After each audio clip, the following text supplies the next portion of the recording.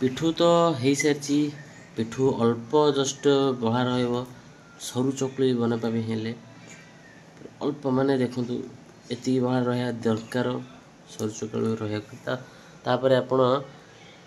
कड़े तावे तेल न पकईकी फास्ट आप पकेबे पिठू पिठू पकला एमती ये बहुत गोल भी होता है बहुत गोल होता है आपड़ जी क्या हाथ एमती हाथ में गोल न हो पिठा तले तो देखिए टोटाली पकेबेनी तेल पिठाटा कलापर तापर ऊपर एमती तेल पकेबे ऊपर एमती तेल पकेले तापर तो चारिड़े एमती बुले देवे बस तेलटा चारिड़े लगिज लगिला ये ऑटोमेटिक तलाड़ू ता से छाड़ छाड़ी आसो माने सीझी सीझी ऑटोमेटिक सीझ अति सहज पिठाटा हो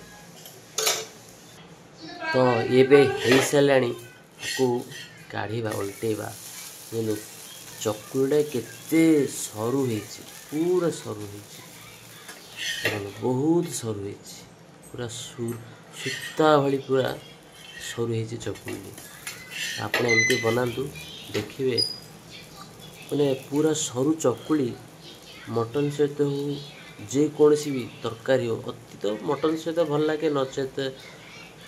आलू तो आलू को चना को आलू तरकारी सहित भी बढ़िया भल लगे बहुत भल लगे देखु केते सरू बढ़िया टेस्ट था एमती चकुली।